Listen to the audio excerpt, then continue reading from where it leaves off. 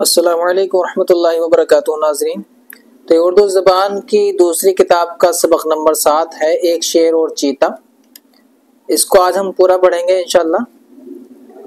ایک شیر اور چیتے نے متفق ہو کر یعنی ایک رائے ہو کر بڑی کوشش اور دوڑ دھوپ کے بعد یعنی محنت کے بعد ہرن کا بچہ شکار کیا۔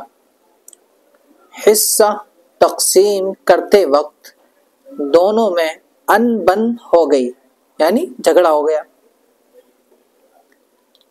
تھے دونوں غصہ ور یعنی غصے والے تھے، یہاں تک نوبت پہنچی کہ ایک نے دوسرے پر حملہ کیا اور خوب کشتم کشتہ ہوئی۔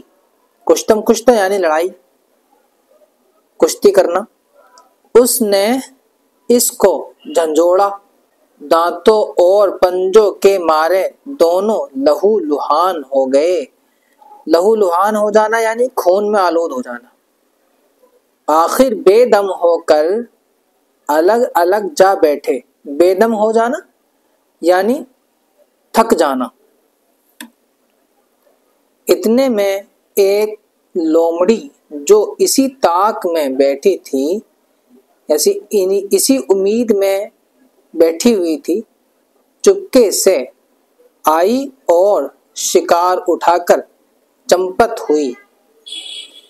چمپت ہو جانا یعنی بھاگ جانا۔ ان دونوں میں اتنی سکت کہاں باقی تھی کہ اس سے اپنا شکار چھین لیتے۔ سکت یعنی طاقت باقی نہیں تھی کہ اس سے اپنا شکار چھین لیتے۔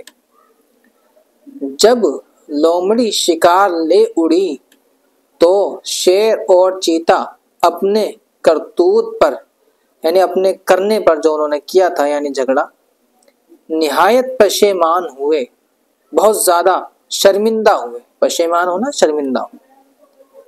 ایک شیر ہے جو غصے میں آپے سے باہر نہ ہوتے، تو یوں زخم کھاتے نہ مال اپنا کھوتے۔ یعنی غصے میں آنے کی وجہ سے انہوں نے اپنا مال بھی کھو دیا اور زخم بھی کھا لیے۔ یاد کرو اور ہجے اور مانے۔ میم تا پیش مت تا زبر تا متا فا قاف زیر فق متفق یعنی ایک رائے ہونا۔ حمزہ نون زبر ان بانون زبر بن ان بن یعنی جھگڑا ہو جانا۔ چا میم زبر چم پا تا زبر پت چمپت، ہا واو پیش ہو نون الف زبر نہ ہونا، چمپت ہونا یعنی بھاگ جانا۔ ہا میم زبر ہم لام ہا زبر اللہ حملہ یعنی وار کرنا۔ کاف واو زبر کو شین زیر شش کوشش یعنی محنت۔ غین سواد پیش غص سواد ہا زبر سا غصہ، واو را زبر ور غصہ بر یعنی غصے والا۔ تا قاف زبر تق سین یا زیر سی تقسی میم ساکن تقسیم یعنی بٹوارہ بانٹنا۔